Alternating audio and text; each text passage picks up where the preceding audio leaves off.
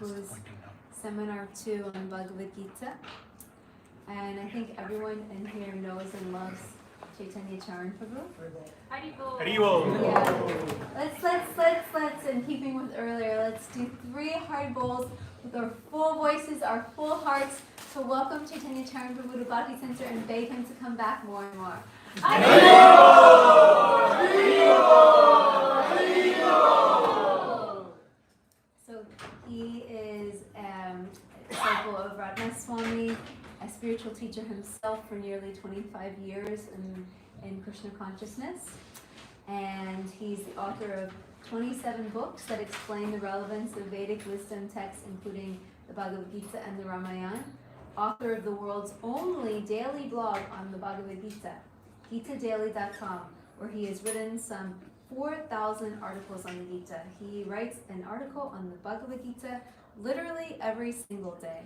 And he has spoken at TEDx, World Peace Conference, UNESCO, Intel, Google, Microsoft, Salesforce, Stanford, Princeton, Yale, Harvard, MIT, Cambridge, many other places, and gives about 400 talks across 100 cities in 4 continents every year. We could listen to him for hours. He always brings enlightenment and changes our consciousness. Please, let's give him a big round of applause.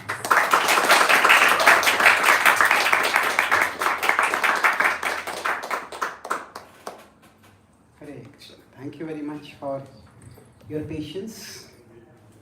I hope you are intolerably frustrated for waiting for so long. I was with the traffic. My apologies. Om Jnanatimirandhasya Jnananjanishalaakaya Chakshurunmilitam Yena Tasmai Shri Gurave Namaha.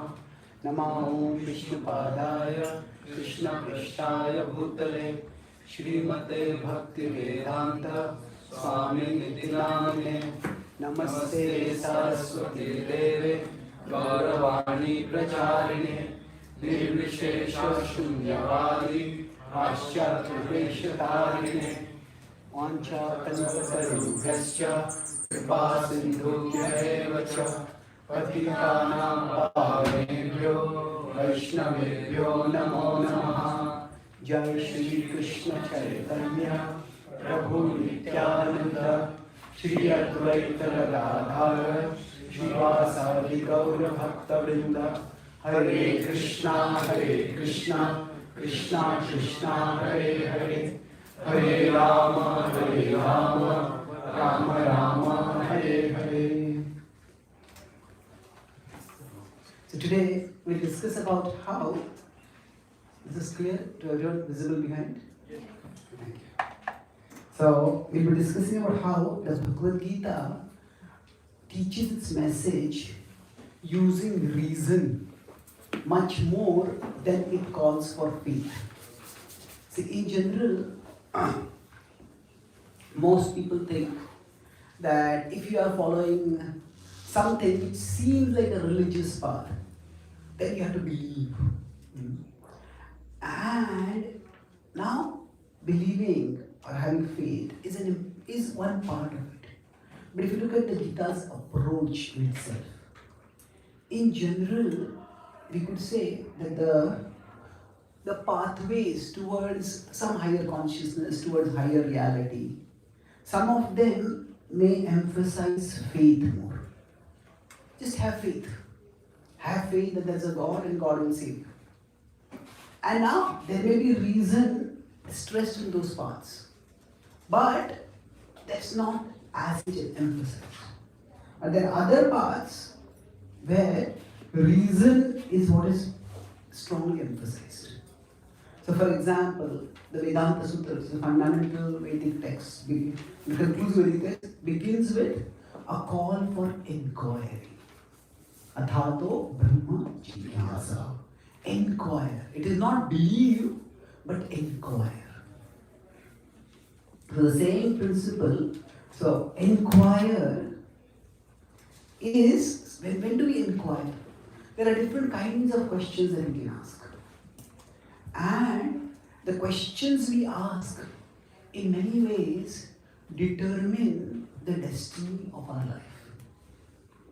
Where we will go in our life is determined by the questions that we ask. Now, broadly speaking, the questions that can be asked can be at 3 levels. You can see in 3 levels, like not exactly dietary systems, but we can have circumstantial questions. Circumstantial questions are about primarily us and our circumstances. And the Mahabharata, as the Dharma Shastra say, these questions fall in 4 broad categories. Now that is, the questions about food, questions about rest, questions about safety, questions about reproduction. So, ahar, nidra, bhai, maithunam. Now, these are not unimportant questions. Each of these questions, if living beings didn't ask them, we would survive. That if somebody asks, where will I get my food? If we don't ask those questions, we will die. If living beings were not concerned about reproduction, then they would not survive. So these questions are important. However, if these are the only questions we are asking, then we are living far below our potential. Because human beings are capable of asking bigger questions. In one sense, these questions are more about the means of living. They are not about the meaning of living. If somebody lives and the only purpose of living is eating food, then they won't be living for long. Isn't it? Just keep eating, and they will overeat and they will get into a lot of trouble. So safety is required. Our body requires rest. So these are required, but these are the means. Suppose we see a neighbor rushing out of their house. I say, where are you going? And he says, I'm going to put fuel in my car. I'm going to gas station. Okay. After that, where are you going? I'll go to the next. Any problem? Okay, that's not visible. We can try to do a screen share if you want. Is that on Zoom or that's YouTube? YouTube. Okay. My audio is clear to everyone? Yes. Okay.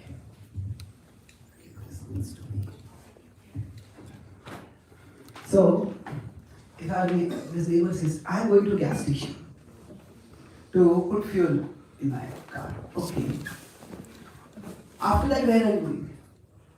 After that, I'll go to the next gas station and put fuel. Okay. After that, where will you go? I'll go to the next gas station. He says, where are you going? I'm going to put fuel in my car. Well, actually, if we consider, fuel is the means for driving. It is not the purpose of driving. Sometimes it may be the purpose if you are dangerous low on fuel. But we don't drive for putting fuel. We don't drive for fuel, we drive with fuel. Isn't it? So, just as you can consider that fuel is the means for driving, not the ends for driving. Similarly, when we are asking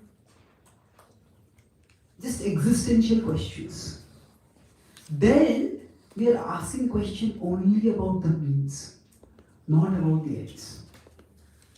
And that is not very helpful. That will not be very fulfilling. That won't give much meaning to our life.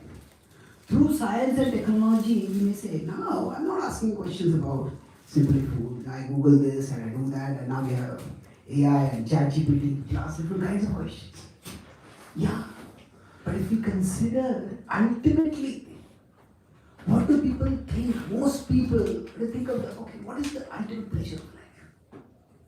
What are the ultimate purposes? Has technological advancement given us a higher purpose for our life? If that has not happened, then there's not much change. So, from circumstantial questions, some people rise to asking existential questions. Existential means, what is the nature of existence? Not how do I drive, how do I get fuel to drive, but why am I driving at all? Where should I be driving? Not where do I get my next meal.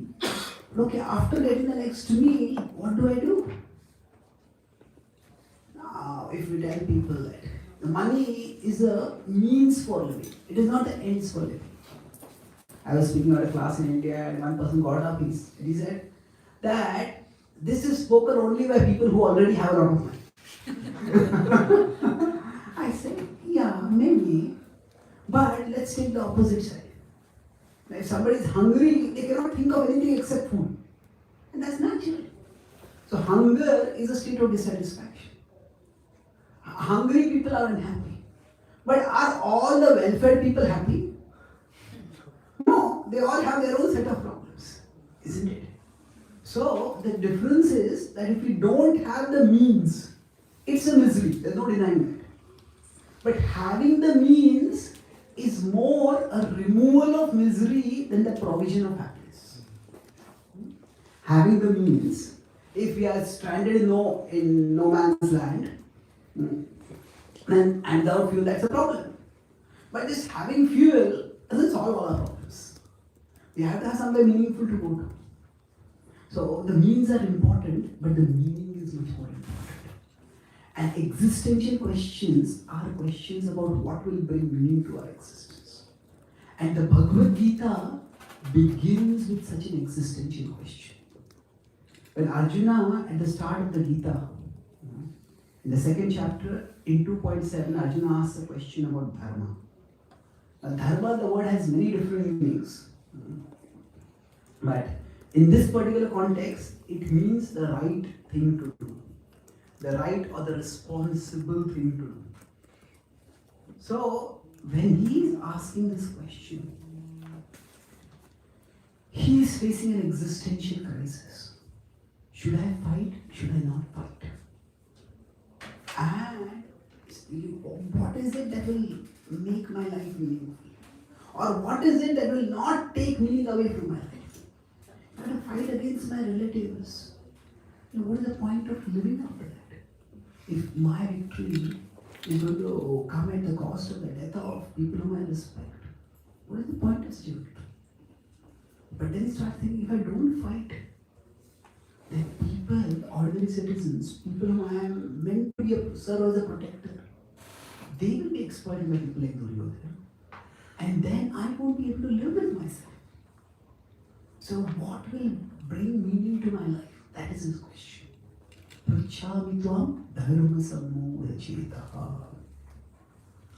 the Gita begins with an existential question. And that's why the Gita's approach is itself eminently rational. It is philosophical.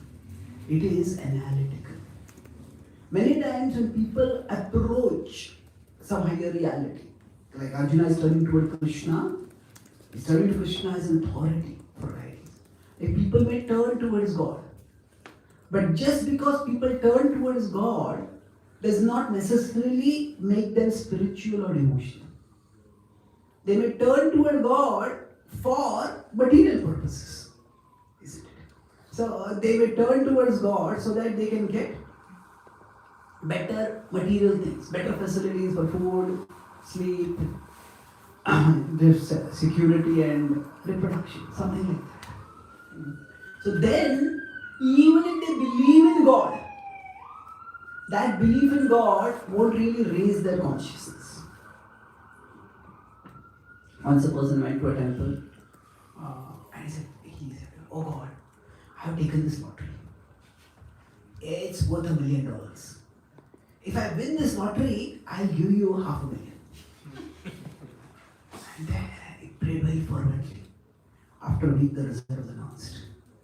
and he saw his name was among the winners. He was delighted. Till he found that he had won the second prize. The first prize was 1 million, second prize was 500,000. Then he went to the temple. Oh God, you're so clever. You took your share before.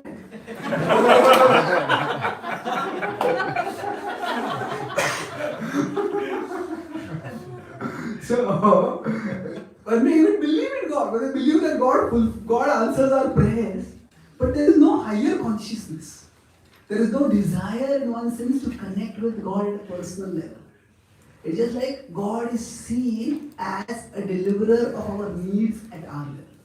You can say that level of connection with God is still good. There is some connection. But that is not really bhakti. That is not seeking a personal relationship with God. So the Gita begins not by how God can fulfill my God can provide me with means for living. It turns to God asking, what action should I do that will bring meaning in my life? Pruchhami tvam dharma samurajetaha. Now, the Bhagavad Gita has how many chapters? 18. How many verses? Okay. How many questions are present in the Bhagavad Gita? That's a question, isn't it? Actually, in the Gita there are 18 questions. Mm-hmm. So, one question is asked by Dhritarashtra, 17 are asked by Arjuna, and one is asked by Krishna. So we don't like Dhritarashtra, so we put him out. So, in the Krishna-Arjuna conversation, there are 18 questions. So, 17 questions Arjuna asks throughout the Gita. And at the end, Krishna asks Arjuna, just like at the end of a class, the speaker may ask. So, are there any questions? So, later Arjuna asks. So, Krishna asks Arjuna. So, now, throughout, if you want to look at the mode in which Krishna communicates. See, our purpose in having this discussion is that when this is a Bhakti center, we are practicing Bhakti, we are trying to learn how to practice Bhakti. Many people think that Bhakti is all about emotion. In Bhakti, there's not much reason in it. But that is not the case at all. Does Bhakti involve faith? Yes, it definitely involves faith. But it is faith that is grounded in reason, that is built on reason. So we could say, there is rational, then there is emotional. Now, beyond that, so this emotional is in one sense below the rational. But above the rational, there is trans-rational. Now, trans-rational is reason plus emotion. It is emotion built on the foundation of reason. This is actually, you could say, spiritual reasoning and then spiritual emotion. So, we will look in today's session about how the Gita functions mostly at this rational level. And this is where all the 17 questions occur. And then it concludes at this level. 1863 to 66 is at the trans-rational. But it doesn't simply call for faith at the cost of reason. Just forget your intelligence, just no. That is not at all the mood of the Gita. So we won't have time to look at all the 17 questions, but what we'll do is, we will look at the mood in which Arjuna raises questions and the mood in which Krishna answers the questions. And that's how we'll see how there is a lot of room for reason, logic and intelligence within the philosophical worldview that is the foundation of Bhakti. So broadly speaking, when we talk about things which are spiritual, mm, there could be three different obstacles. These are not necessarily in sequence, but I'll just talk about these three. So when I'm talking about obstacles, I'm talking about more of intellectual or rational obstacles. Intellectual obstacles when we try to on the spiritual path. Or you can say on the spiritual path, on this journey towards spiritual understanding more specifically. Something may be difficult to believe. Something may be difficult. Some things may be difficult to even understand. Some things may be difficult to apply. Okay? I can't believe this. I can't even understand this. Now, believing and understanding is slightly different. Sometimes we can't understand some things, but okay. If a doctor tells you have to take this treatment, well, I can't really understand how this treatment will cure me, but I believe the doctor. I find it difficult to believe. So these are three different categories. So let's try to look at these categories. I won't take it necessarily in sequence. I want to go towards from the rational toward the transrational level. So now, let's start with the first, which is difficult to believe. In the Bhagavad Gita sequence, Krishna, although he's God, and we are, in one sense, the readers of the Bhagavad Gita, because the Bhagavad Gita is a part of the Mahabharata, they know that Krishna is God. But Krishna does not go about constantly bragging, I'm God, I'm God, I'm God. Not like that. Krishna, especially, he is very purpose driven. So when he is talking about Karma Yoga in the first 6 chapters, and when he is talking about Jnana Yoga in the last 6 chapters. How many of you were there for the last week's session? Any chance? Okay. So there we discussed how the Bhagavad Gita goes from Karma Yoga to Bhakti Yoga, and how it goes from Jnana Yoga to Bhakti Yoga gradually. So, but when Krishna is talking about this, Karma Yoga and Jnana Yoga, he hardly mentions himself, and he hardly mentions about his own glory. It is only when he's talking about Bhakti Yoga does he talk about the object of devotion. So in the 4th chapter, when Krishna is talking about, broadly, Krishna talks about Karma Yoga. And he says, do your duty as a matter of responsibility. It's your responsibility, so do it as a responsibility. Do it with detachment. Don't have profit-loss calculations. If you're having constantly a profit-loss calculation in everything, then any kind of committed engagement becomes very difficult. Unless there is a sense of commitment, if we are entering into a serious relationship, unless there is a sense of commitment, every time something negative happens, I'm out of it. You cannot sustain anything in life if you are constantly having profit-loss calculation. So if you want to build something meaningful, worthwhile, then there has to be a substantial commitment. So Krishna talks about that. And there, in the 3rd chapter, towards the end, he talks about the psychological domain. 336 to 43. He's talking about selfishness, selfish desire, which we broadly call as karma, which sabotages us when we try to live a life of principles. And this is 336 to 343. And then, from 4th chapter onwards, he starts speaking suddenly about something else. He seems to be speaking about the cosmological level. He says, this knowledge has come down from time immemorial. This knowledge, I gave it long ago to the Sun God. That the being who gives light to the whole universe, it is Krishna who gave light to that being. And when Krishna speaks this, Arjuna is hearing. And Arjuna is hearing, he said, wait a minute. He said, the two of us are peers. Now, how did you give knowledge to the Sun Lord? How is that possible? So, when Arjuna asked this question, at this point, in one sense, he's challenging Krishna.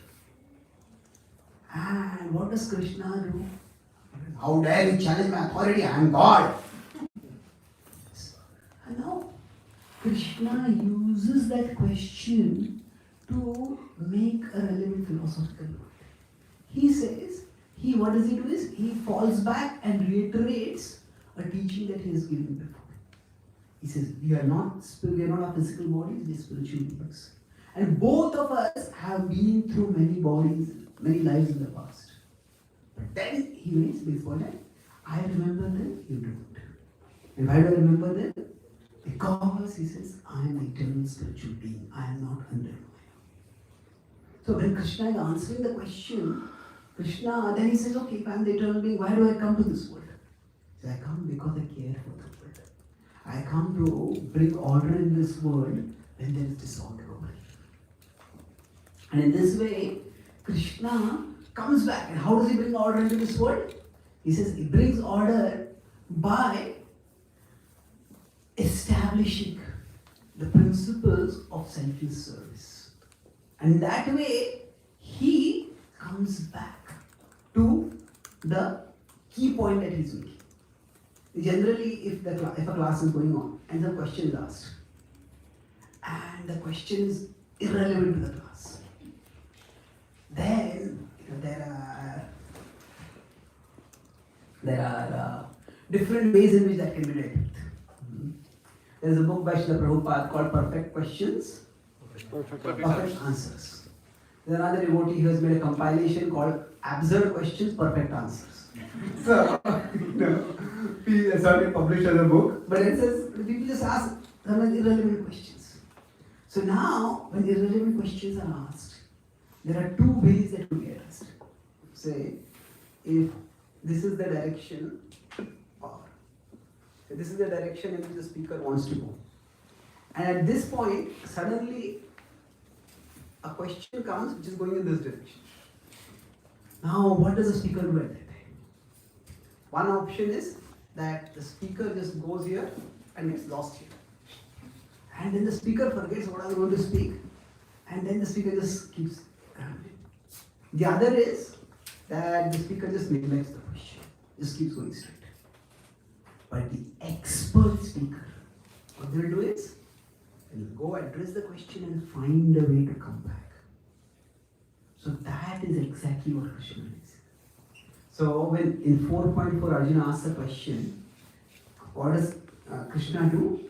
Krishna from 4.5 to 4.15 takes a tangent, but he comes back to his teaching of acting in a mode of selfless service.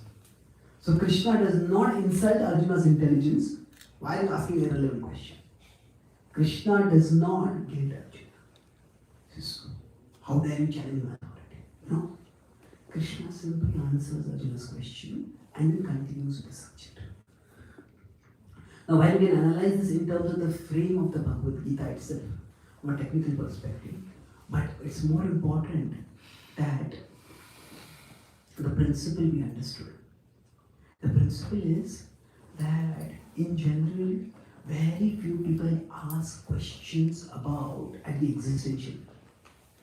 So if somebody is asking an existential question, even if it is relevant, the question may be irrelevant, but the questioning spirit is not irrelevant. The questioning spirit is to be encouraged. See, Arjuna's question might have been irrelevant, but it was not irreverent. Irreverent means it was not that he was dismissive of the whole subject. So he was serious about understanding the subject. Reverence doesn't necessarily mean a prayerful obsequiousness. It just means that he was serious about inquiring. And Krishna appreciated that. When I had gone first time to Australia and New Zealand, specifically New Zealand, Now generally, whenever somebody asks a question in the middle of a class, often we say, yeah, we'll have question answer at the end. But the devotees there told me, never say that in a class. Say people there are very laid back. And they will practically never ask questions. And if they ask a question, that itself is a remarkable thing. And if they ask a question and you discourage the question, then they will never ask a question. So, forget your flow, go with the flow. So, the questioning spirit is to be encouraged. And that's what Krishna does with Arjuna. Now, there's another issue that sometimes somebody will say something which is difficult to apply. So, in the 6th chapter, Krishna described the process of Dhyan Yoga. And when he described the process of Dhyan Yoga, so this encouraging the questioning spirit is itself an indication of the Gita's appeal to reason. And now, after that, in the 6th chapter, when Krishna concludes by 632, he says how by this you're practicing yoga, you can become internally immersed in the ultimate reality. And you can see all living beings existing within Krishna. Krishna talks about having equality of vision constantly. And that time Arjuna says that the process you are telling me for controlling the mind is extremely difficult. The mind is restless, the mind is relentless, the mind is ruthless, the mind is remorseless. So when he says this, I can't do this. Now what does Krishna do with that? Now sometimes somebody comes to us and says, no, I can't do this. We could say, you are just being insincere. You are being lazy. Just fuck up and do it. We could try to be hard. But sometimes we try to be hard with people and we only hit them hard.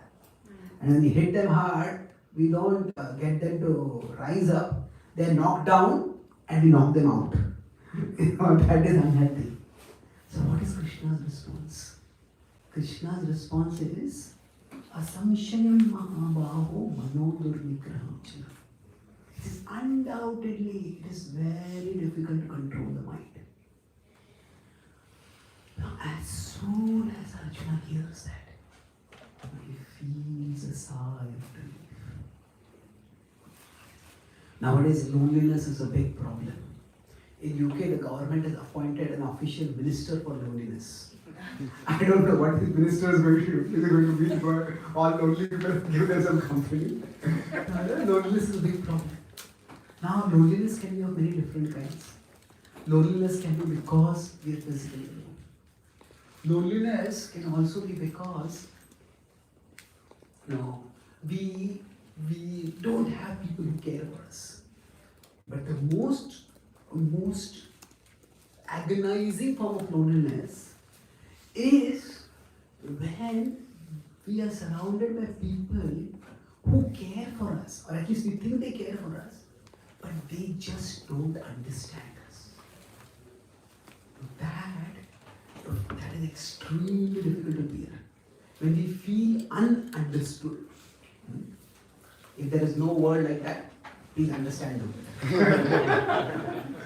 When we feel ununderstood, that time the loneliness that grips is actually extremely agonizing. So in one sense, our heart needs to be understood. The need for being understood is almost as much as the body needs oxygen. Or you can put it, we have our inner heart, the seat of our emotions, and we have our biological heart. So just as our biological heart needs oxygen, similarly, the heart, which is the seat of our emotions, that needs to feel that I am being understood. When we don't get oxygen, we feel suffocated. Similarly, if we are surrounded by people who don't understand us, then we feel intellectually suffocated. Just, what am I doing here? Nobody understands me. So the first thing that Krishna does, he shows Arjuna that I understand. Asamshay Mahabaho Manodurvikrama. Some people think that if they are in a position of authority, this person is authority and there is a subordinate. Now, they think that if that subordinate asks some impertinent question, they think that I will put you in your place. Don't put others in their place, put yourself in their place. Put yourself in their place. That's empathy. Now, from our perspective, we say this is not difficult. Why are you making it so difficult? Just do it. But from their perspective, it may be difficult. So Krishna shows, instead of putting Arjuna in his place, he says yes. Now for Krishna, it's not difficult to control the mind. And Krishna he's just being weak-willed. But he doesn't do that. And that's why when people ask questions, and sometimes the answer may be easy for us, but it will be very difficult for the person. So once I was attending a program of a devotee who was very expert at question answers. The person was asking the same question again and again and again. And then finally, I thought if I had been there, I would have just got angry with the person. But finally, that devotee said, it is really tough for me to understand why this is tough for you to understand. Okay, am I tough for you to understand? No, the audio difficult. Okay. Yes. Let's hope that the mic is not humbler than you. Thank you. So rather than saying you are a fool, I found it is tough for me to understand why this is tough for you to understand. So yes, I get it that you are not getting it. But can you explain to me what you are not getting about it? So in general, if we insult the intelligence of the audience, then we just shut people down. Or we insult the ability of people. So instead of asking, do you understand me? Now if you ask, do you understand? Very people are going to say, no, I don't understand. Nobody wants to seem like a fool. So instead, if we place the onus on ourselves, am I making myself clear? And then, not really. Then we can make ourselves. So Krishna exhibits empathy over here. And this is also a sign of his open-mindedness. See, faith is all about you just believe. But here Krishna is eager for questions. And when there's a difficulty, Krishna is addressing that. Now, beyond that, I think third example, I said there's difficult to believe, difficult to apply. And there's something difficult to understand. So, now, in one sense, Arjuna asked the same question multiple times. He asked the question in 2.7, what is the right thing to do? In 3.12, he asked the same question. In 5.1, he asked the same question. In 18.1, he asked the same question. Now, sometimes the same question is asked. Sometimes some speaker gives exactly the same answer again. And the audience, there's no problem with my ears, I heard you the last time. Just what you said didn't make sense to me. So, some kind of speaker will just repeat the same answer. Some speaker will just insult the intelligence of the audience. But what Krishna does is, each time he answers the question from a different perspective. So, generally when you answer a question, last time I had drawn this diagram that this is the target. Then an expert archer can hit the target from one direction. And that itself is called expert. Straight ahead you hit the target. But a really expert archer can hit the target from multiple directions. So like that, if a question is being asked, if we answer the question from multiple perspectives, then at least one perspective may click to the audience. And that also indicates that we are not using the force of our authority to thrust the answer down the other person's throat. We are actually wanting to persuade the person. And if this doesn't make sense, what about this? What about this? What about this? So when we give multiple explanations, it's like, yeah, this doesn't make sense to me. Yeah, this makes sense. It's like the person wants to move towards a higher understanding, but maybe they have blocks that we don't understand, that we don't know about. So we give them multiple pathways. So that is exactly what Krishna does. So I won't go into the details here, but just the principle I'll talk about. So in 2.7, Krishna answers the question by using Atma-jnana. He introduces the concept of the soul, and therefore he says, you act with spiritual understanding based on what is good for your soul and for the soul of others. So if you fight, everybody's soul will be elevated by it because you'll be doing the right thing. In 3.12, when Arjuna asked the same question again, this time Krishna's answer primarily centers on social order. He talks about many things. He says that Arjuna, you are a responsible member in society. And you have a responsibility to maintain the order of society. Just because the duty is difficult, if you give it up, then tomorrow others will follow your example. They will give up their duty. Society will go towards chaos. So Krishna talks about setting an example. So he answers from a social perspective. In 5.1, Krishna answers primarily from a karmic perspective, karmic bondage perspective. He says that actually, depending on how you act, either you will be bound by karma or you will be liberated from karma. And if you want to be liberated, you act without any selfish intention. So, Krishna is answering from a different perspective. Then, in the 18th chapter, Krishna does something even more fascinating. It's that it's not only a different perspective, but Krishna integrates what he has already taught. In the 13th chapter, he has introduced the concept of the three modes.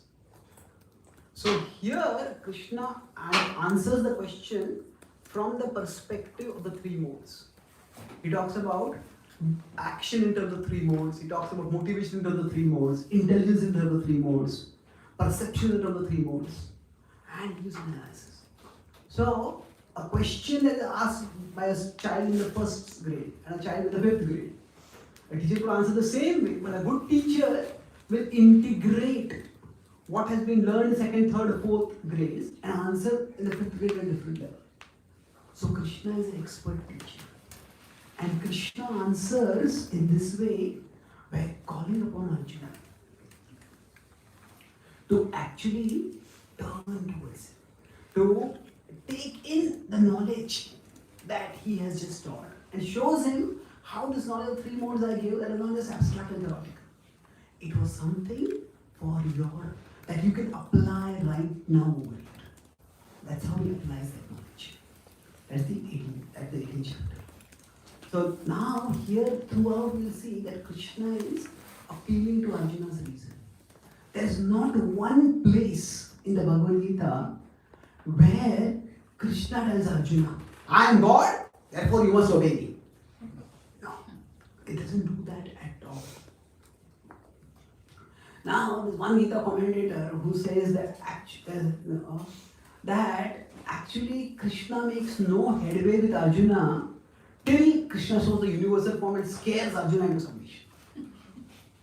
Now, this is a complete misrepresentation of the Gita. Because if we consider, in one sense, in the 10th chapter itself, we consider this is a full Gita, in the 10th chapter itself, in 10.12 to 16, Krishna in one sense has already accepted Arjuna. Arjuna has already accepted Krishna as the Supreme. Param Brahma, Param Dhava, Pamitram Param. So we could say, in one sense, the Gita as a discourse ends by the 10th chapter. And after that are the questions after the class. The questions after the class. The class itself begins with a question. But that is answered. So we could say, at the Gita, the question that is asked in 2.7, the answer to that is finished by 10.16. But after that, by 10.16, after that, there are multiple questions that Arjuna keeps asking. And then the last question that Arjuna asks, Krishna, while answering that question, in one sense, Krishna doesn't just answer that question, Krishna also winds the whole conversation together at the end. So, but the point is that Krishna does not need any need to intimidate Arjuna.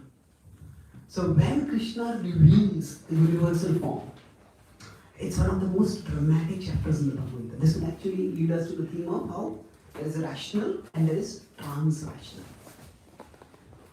So let's see what happens in the 11th chapter. And then I'll stop and we'll have some question answers. Now what is the 11th chapter of the Bhagavad Gita? You know? Yes, the universal form. Now, the universal form, what does it mean? So, Krishna at the end of the 10th chapter says that I sustain the whole universe with just a fragment of my being. And Krishna says, Arjuna says, okay, can you show this to me? Manyasya dita shakyam mayam drashturi prabho. If it is possible for me, can you please show this to me? And Krishna says, sure, I'll show it to you. But there is a very distinctive dramatic structure over here. How it happens. If you consider the flow of the Gita, verses 5 to 8, Krishna's explanation. When the universal form is shown, the tablet is showing its universal form to me.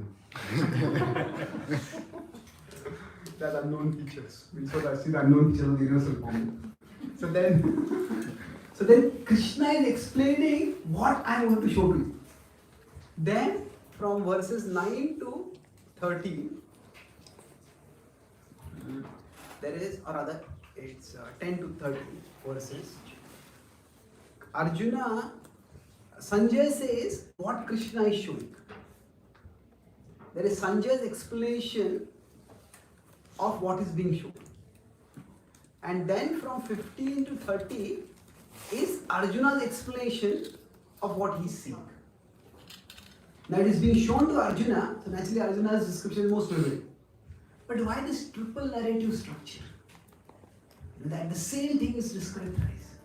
Because generally we don't see with our eyes. Although we see with our eyes, it is our intelligence that we make sense of what we see. And we use that word sometimes, that sense in our normal conversation also. I see your point. And that does not mean we see a point hanging in space that we have created. I see means I understand. So the universal form is such an extraordinary sight that it is very difficult to make sense of it. And that's why Krishna is giving first a pre-description, what I'm going to show. Like say suppose somebody has bought a very expensive painting, maybe a modern art. Now modern art is actually, what is the art about it is a mystery many times. How much of what is not to insult artists, but it's just sometimes it's so abstract that we don't make out what is going on. Somebody will say, okay, this is what is there in this painting, this is what is, they just explain to us. So like that Krishna first explains what the universal form is. And then Sanjay explained that to Dhritarashtra. And then Arjuna describes it. Now when Arjuna is describing it, things are going on in a very fascinating way over there. Right in the beginning, between this narration from 15 to 30, Arjuna identifies it. He says, Pashyami Vishveshwara Vishvarupa. Vishvarupa means the universal form. He says, I see your universal form. And then he goes on describing it. And suddenly, in verse 30, 31, he starts saying that Akhya himeko bhavanu grarupo. He asks, I'm asking you, who are you? So you just identified the universal form. So why is he asking, who are you? And it's interesting, he's asking the universal form, who are you? He's not asking Krishna, who is that? Why is that? Because when Krishna shows the universal form, Krishna is no longer visible to Arjuna. So Arjuna has no one to ask. It's like our friend takes us to a museum and that museum turns out to be a horror show. And we ask our friend, what is this? And our friend is not there only. What is going on? So Arjuna is asking this universal form, Akhya himne ko Bhavan Ugra Rupo, who are you? Now if he is already identified in the universal form, why is he asking who are you? That's because, see, the idea of the universal form itself is not unfamiliar. The universal form, Krishna has shown that before to others. Whom has he shown it to? Do you remember? Mother Yashoda. Yes, Mother Yashoda. He showed the whole universe in his mouth. Anyone else? Duryodhana. Yes, Dhritarashtra, Duryodhana at the Puru assembly. There, Duryodhana especially, he was meant to show, trying to show him, but others also saw it. And then, now he's going to show, he's shown it to Arjuna. And after that, after this war, he will show it to an Uttangami, a sage. But Krishna knows about the universe, Arjuna knows about the universal form. But then why is he asking, who are you? Because there is some twist. Like I said earlier, the expert teacher, sometimes the question might be a tangent, but the teacher gets the subject back on direction. So in one sense, Arjuna is asking, show me the universal form. That could be said by tangent. What do you mean show me the universal form? There's a battle to be fought. Do you think we're wasting time over here? Why do you want to see the universal form? Come on, get on, fight. Krishna would have said that. But Krishna does not say that. But when Arjuna asks for the universal form, Krishna says, Krishna drops a hint. He says, I will show you what you have asked for and I will show you more. Adrishyapurvam. I'll show you something which has not been seen. So, in drama writing or movie writing, this is called like a smoking gun. If there is a gun which is kept, if you describe in this particular room there was a gun, and the gun should be shot, gun should be fired afterwards. Otherwise, why describe the gun? And Krishna says, I'll tell you something more. And Krishna also forgets that I'm going to tell you something good. That's not very good, isn't it? So what is it that more that Krishna does? So the Krishna has shown the universal form in the sense that he has shown how the whole universe is contained within him. But the universe has two features brought into it. There is space and there is time. So in the past universal forms, Krishna has generally shown how he extends all across the space of the universe. The entire space of the universe is contained within him. But here, specifically, within the revelation of the universal form, Krishna shows his Kala Rupa, his form as time. And this is something nobody has seen before. This is something that is a special revelation for Arjuna. And this Kala, this God as time, is, because it's a battlefield, it's extremely destructive. Time has many features. Time leads to creation, time involves maintenance, time leads to destruction. At the time of the battlefield, it's a time for destruction. In the Bible, there's saying that there's a season to rejoice and there's a season to mourn. So like that, the battlefield is a time for destruction. Now, Krishna, therefore, this time form that he's showing is very destructive. And from Arjuna's perspective, if you consider these verses, as I said, from 15 to 30, when Arjuna first sees the universal form, his emotion is wonder. It's awe. Vismitosmi. I'm stunned, I'm astonished, I'm thrilled. This is amazing. It's wonder. But from somewhere around 25 onwards, a hint comes at 22, the 21st verse itself. But from that point, it becomes fear. It becomes fear. So, why? Because he sees very, very destructive form. He's seeing everybody on the battlefield being destroyed. And to understand this point, let's take an example, 2 examples. Once I gave a class, after that a devotee came with a big broad smile on his face. He says, Prabhu, your class was awful. I said, what? I was taken aback. I thought was being sarcastic. He was smiling so broadly. Your class was awful. I said, what? You gave me the same. Then after I started talking with him, I understood that his English was not very good. He wanted to say awesome and he said awful. So, those two meanings of aw apply. Initially, Arjuna's vision is this universal form is awesome. But afterwards, he starts feeling this awful. What is this? It's quite a ghastly form. Everybody is just, the universal form has like a mouth wide open, and everybody is entering into that form, and everybody is being destroyed. So, what is this form? Like suppose, so take another example to understand Arjuna's emotion. Suppose somebody is watching a movie, and they are told it is a nice, light, romantic comedy. And they start watching the movie and they say it's not a romantic comedy, it's a horror movie. Then the expectations are thwarted, first of all. And then not only it's a horror movie, and they start seeing that actually there's some terrible looking monster which is destroying everything. And then you find it's not destroying some unknown city, that monster is destroying your own neighborhood. And that monster seems to be coming closer and closer to your own house to destroy everything. And then you say, I just don't want to watch this. You try to change the channel and the channel is frozen. And it's watching your own house and getting destroyed all around you.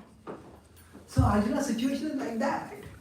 Arjuna is watching this, and this is going to be an awesome form. But he's not seeing this whole battlefield as destruction. And not only the battlefield, even the warriors that he knows in the battlefield, they're all being destroyed. And naturally, he becomes very apprehensive at that time. What's going on? So, then finally, when he can bear it no more, he says, Shamam Namindam. He says that I just cannot maintain my mind. Vidam Vishnu, I cannot maintain myself. And he asks, who are you? So he's like, if we have met an old friend after maybe 15-20 years, and we are going off for a walk, we're nicely chatting, and suddenly a group of dozen thugs attack us. And as what will do, and suddenly our friend exhibits some martial art moves, and all those dozen thugs are down on the floor. He asks, who are you? Now, what does it mean? I know who you are, but I don't know who you are. See? We have seen something unfamiliar in something familiar. And then they say, oh, I am your friend. That's not my question. How do you know this? And they say, oh, I know I practiced martial arts, now I am karate black belt. Oh, okay. So like that, when Arjuna asks Krishna, who are you? So Krishna doesn't say, I am Krishna, your friend, I am the universal form. No, Krishna answers, what is the question over there? And that's why Krishna answers that, Kalosmi loka vishayaputta. That the universe is within the universal form, which Krishna knows. In the familiar, Arjuna has seen something unfamiliar. Like, I know this friend, but I don't know this thing about my friend. So what is this thing about my friend? So the familiar is the universal form. That is the universal form. But within that, there is something unfamiliar. And that unfamiliar thing is the Kala Rupa. And that is why Arjuna Krishna's answer is centered on time I am the destroyer of worlds. And then what does Krishna do over here? Krishna again links that whole discussion back to the current topic. What does he say? That all these people, they are meant to die by their own karma. If you don't cause it, if you don't fight, that doesn't mean they will not die. They will die by their karma. But you will fail in your dharma. You will have failed in your duty. instead, if you do your duty, you will get the glory. You will get the glory for having played an invaluable part in a higher plan. And this 1133 is one of the most inspiring verses of the Gita. Tasmat tamuttishta yasho labhasva jitva shatrun bhumshurajyam samriddham mayaivaite nihta purvameva nittamatram bhamsavisachi. Krishna says, therefore Arjuna, arise and attain victory. Your enemies are already killed by my arrangement. You just become an instrument in the fight and you attain glory. So here, this verse, I'll conclude how this verse talks about this trans-rational level of the Gita. See, Krishna throughout most of the Gita is like a dispassionate educator. Okay, if you do this, this will happen. If you do this, this will happen. If you do this, this will happen. But there are several verses when Krishna's tone is not like that of a dispassionate educator. It is, but it is not throughout. There is an impassioned inspirer, an impassioned lover. Krishna loves Arjuna. Krishna cares for Arjuna. Krishna doesn't want just good things to happen to the world. Krishna wants Arjuna to be a part of the good things that are happening. Krishna wants good for Arjuna. And therefore he says, Arjuna, you be a part of my plan. And while that message is specific to Arjuna, it is also universal to each one of us. That whatever is happening, the world is moving purposefully. And Krishna wants things to become better. Krishna has a plan to make things better. And Krishna wants us to be a part of that. So if we become a part, this is Krishna's plan, and we become a part of Krishna's, our endeavors become a part of Krishna's plans. If this happens, then two things will happen. Things will become better, and in the effort to make things better, we become better. We become purified, we become elevated. And this dual opportunity is there for every one of us when we learn to practice Bhakti. So Gita gives us a reasoned analysis to explain our spiritual being, to spiritual essence, to explain the divine plan for existence, to explain our role in the divine plan. But ultimately, it calls for a divine emotion, a divine inspiration to participate in that plan. So this call is not a rejection of reason. It is built on the foundation of reason. The Gita's message passes the test of reason and then surpasses the reach of reason. It passes and it surpasses. That at our level, sometimes we understand what is Krishna's plan. Sometimes we may not understand. When Srila Prabhupada came to America, what is an old man at the age of 70 who has never been outside India also going to do in America? It would just not have made any sense. But Prabhupada had that faith. But his faith was not blind faith. If you see, when Prabhupada came to America, he composed the Markine Bhagavad Gita, the song. And in that song, he quotes from the Bhagavatam verses in the first chapter, second chapter. And what are those verses? Those verses are about how by hearing about Krishna, we all can become purified. And that is Prabhupada's plan. Prabhupada is convinced about his plan that if people just hear about Krishna, if they hear about the Bhagavatam, they will become purified. Bhagavatera katha sei tab avatar, dhirahaya shunya jati kali bar bar. That the Bhagavatam is non-different from Krishna. And if somebody just hears the Bhagavatam, that contact with Krishna will purify everyone. So that is the conviction that Srila Prabhupada has. So Prabhupada's coming to America was certainly an act of faith, but it is not merely an act of faith. It is an act of philosophical conviction. He had a conviction in the Bhagavatam's potency transform.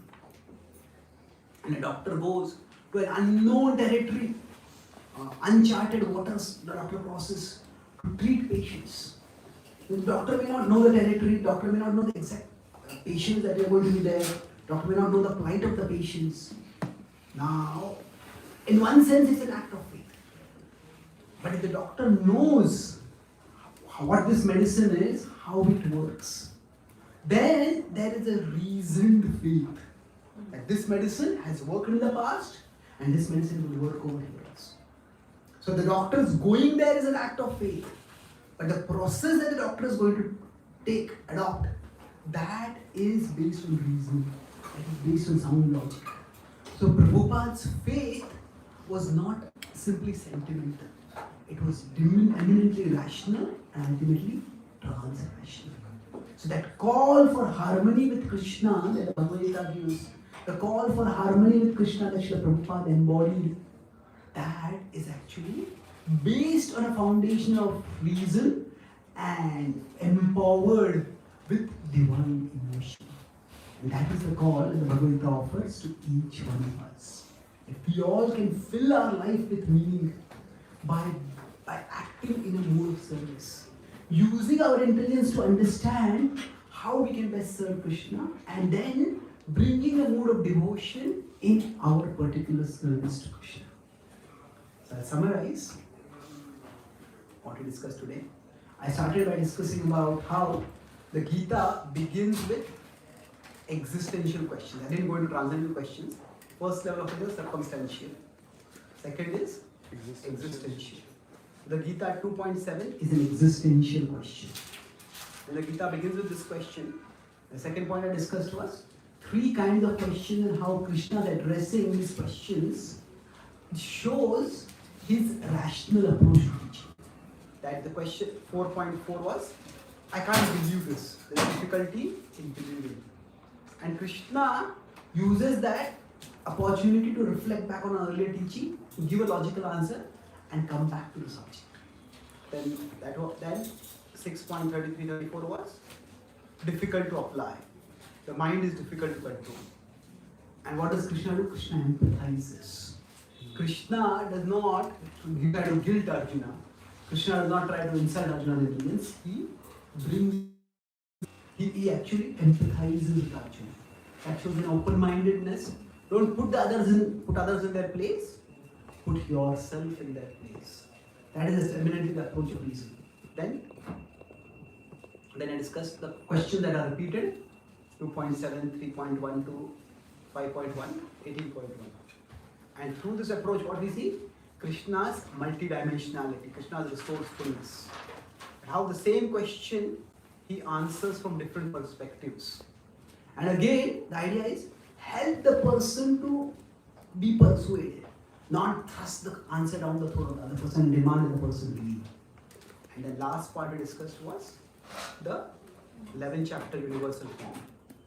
That how even through the universal form Krishna shows the point of it is not to scare Arjuna into cooperating. Rather, it is to answer Arjuna's question in an inclusive way. Arjuna saw the Vishwarupa, Krishna shows the Kalarupa. And through that, Arjuna is assured that whatever is happening on the battlefield is a part of the divine plan. And Arjuna has an opportunity to be a part of that plan. And by that, what will happen is that things will become better, we will become better. There will be better things and there will be better beings. Both will happen by the practice of Gita. So in one sense, the Gita's call is rational and trans-rational. That is, be apart, be not apart. Thank you very much. Srimad Bhagavad Gita ki Jai.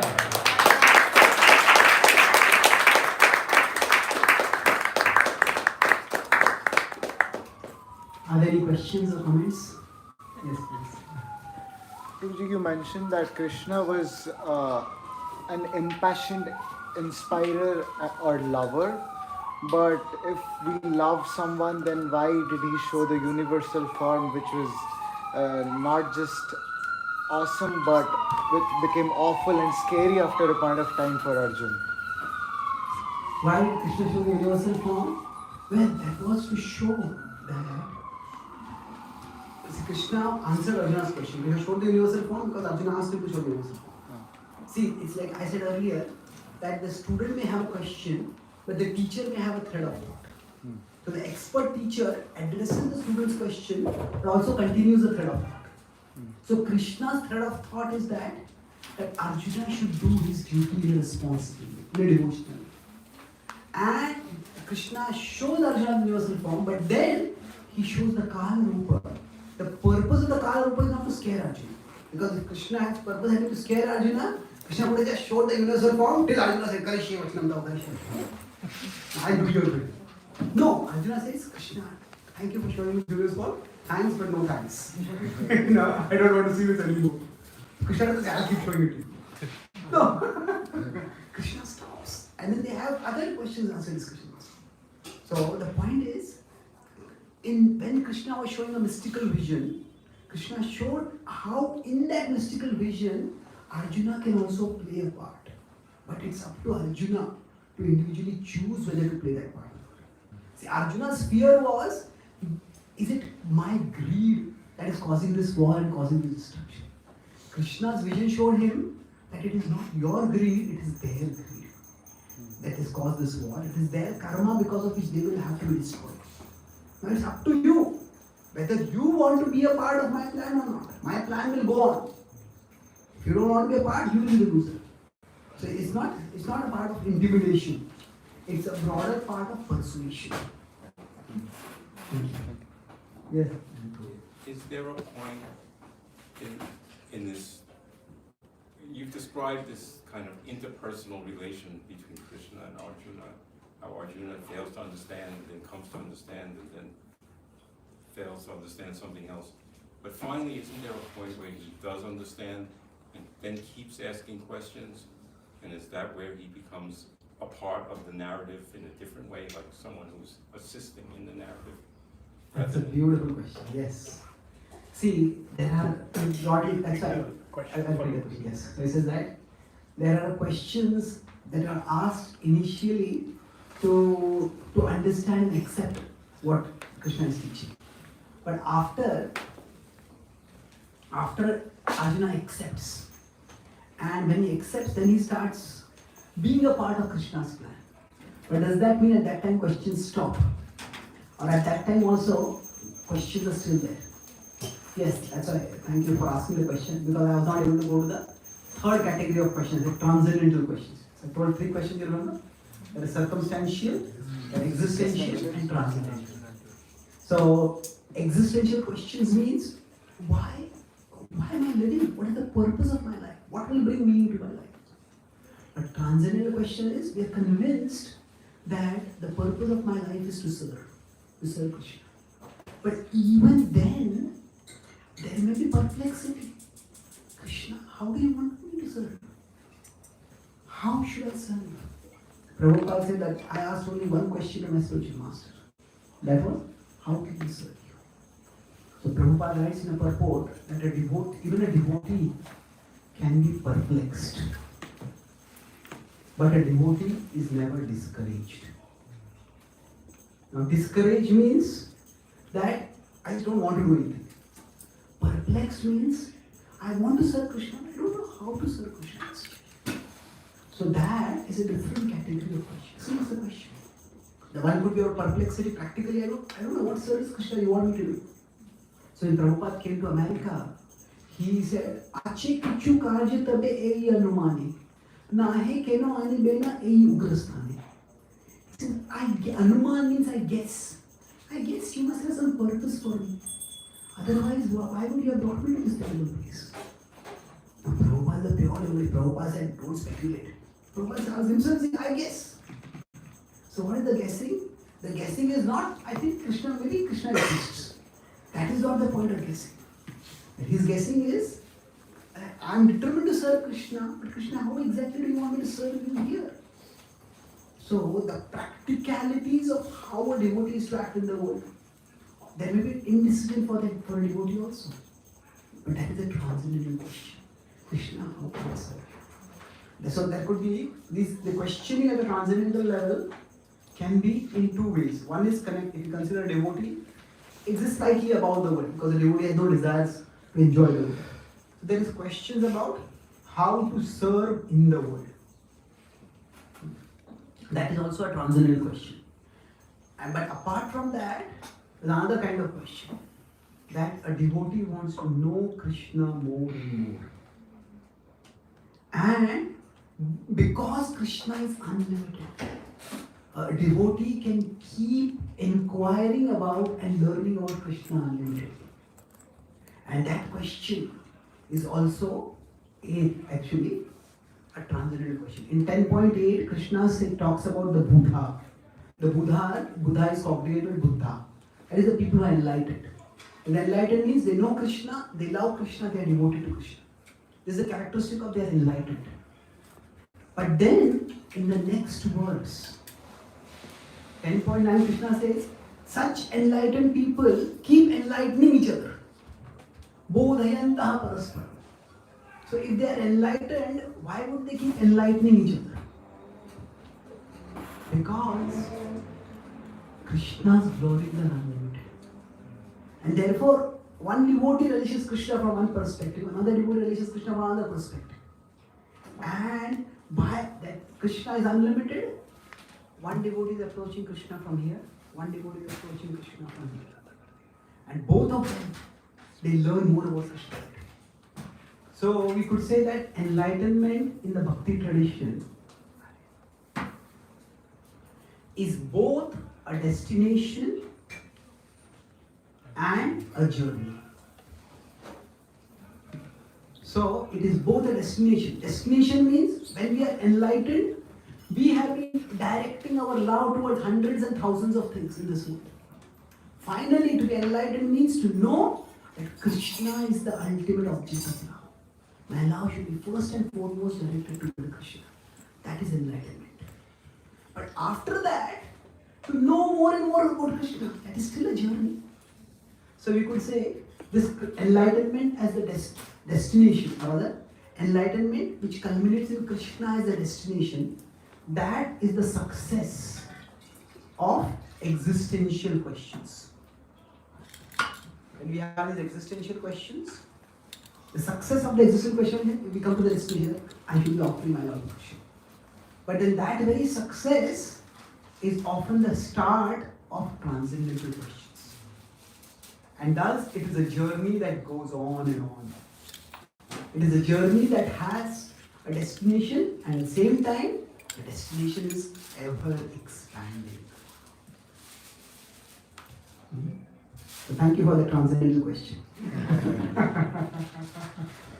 Yes. Thank you. So clear and so wonderful. It's described that the universal form that Arjuna saw was never seen before. And yet, obviously, we saw other instances where the form was shown.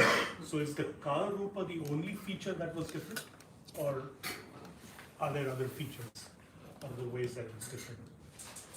As far as I have understood, Adrishta Purvam Drishitoshna Vishwan, that refers to the Kala Rupa. Might there be specifics that are different? Well, specifics can always be different. In the Bhagavatam itself, there are descriptions of the universal form in the 2nd canto, in the 8th canto, in the 6th canto, and there are some details which are different.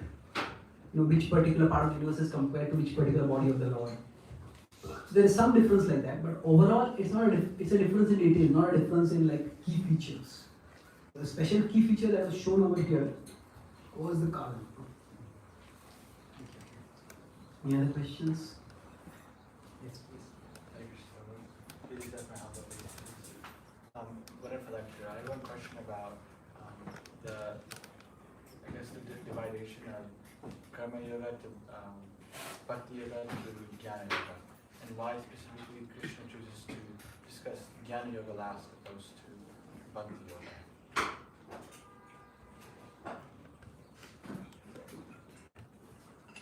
So, why does Krishna choose to discuss Jnana Yoga after he has discussed Bhakti Yoga? See, Krishna does not start out to have a discussion either of Karma Yoga, Bhakti Yoga, Jnana Yoga.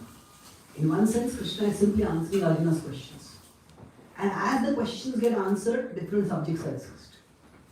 So, in one sense, for Arjuna, initially there are two options. There is fight or don't fight.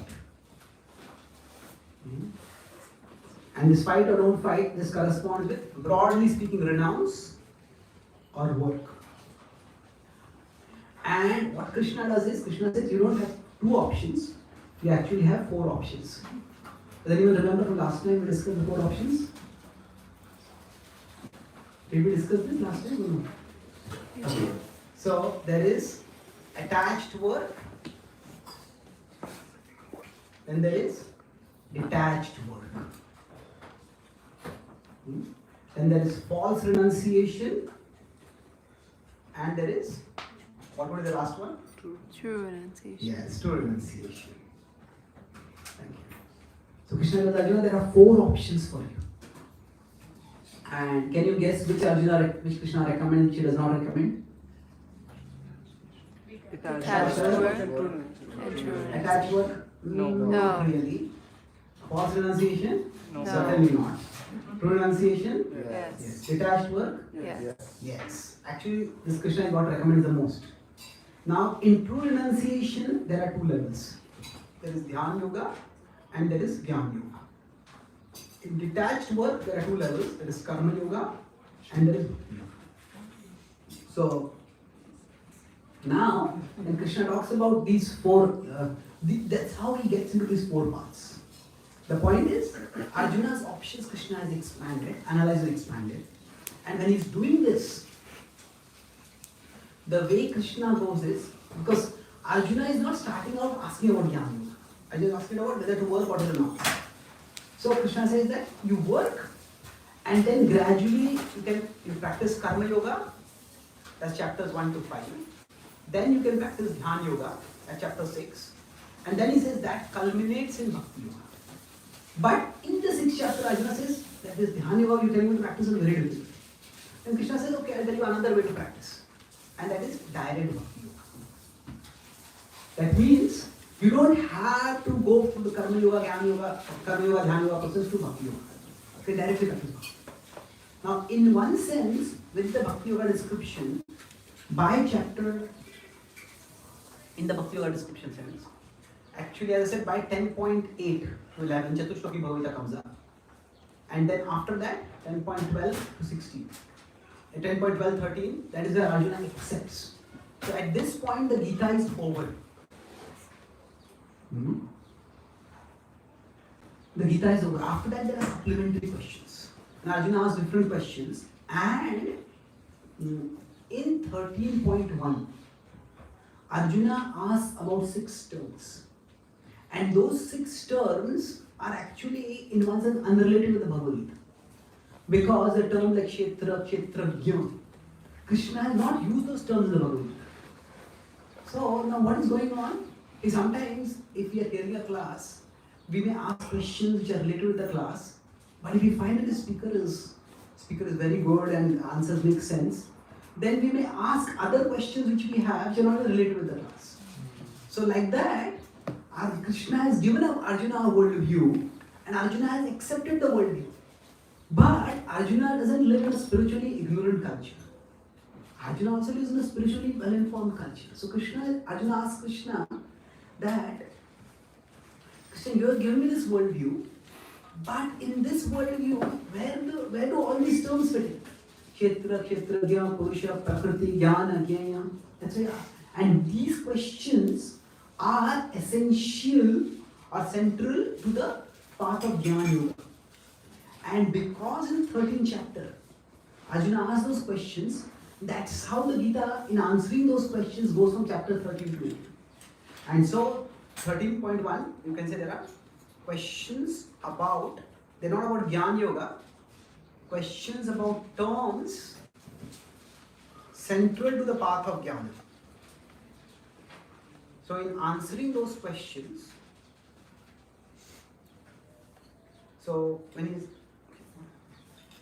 in answering these questions, what Krishna does is Krishna analyzes Jnana Yoga, and from Jnana Yoga he comes to culminate in Bhakti Yoga. Okay?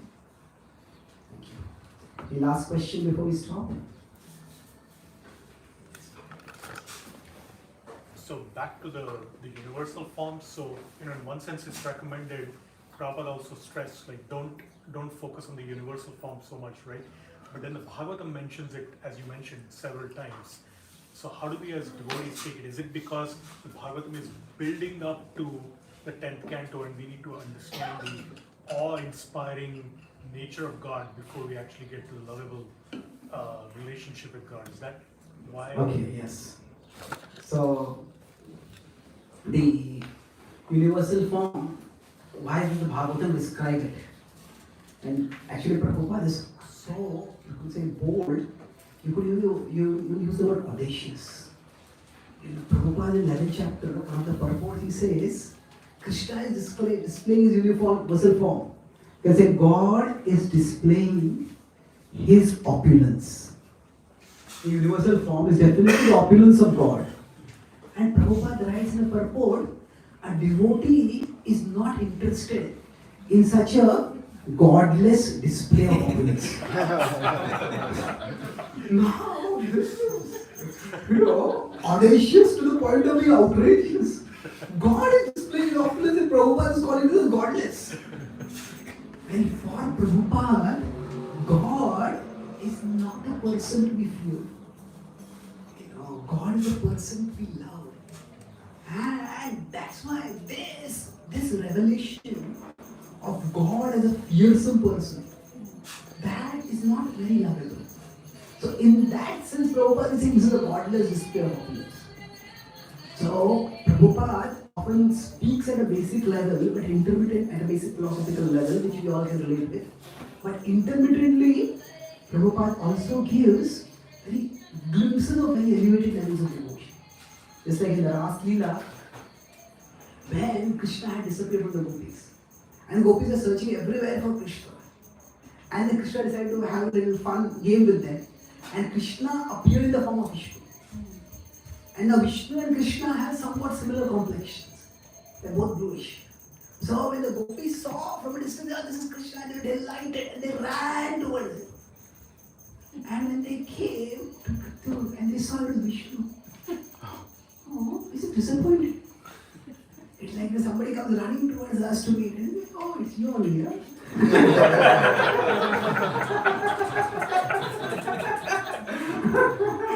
So they offer their respects to Vishnu as a matter of ritual and say, can you tell me where is Krishna?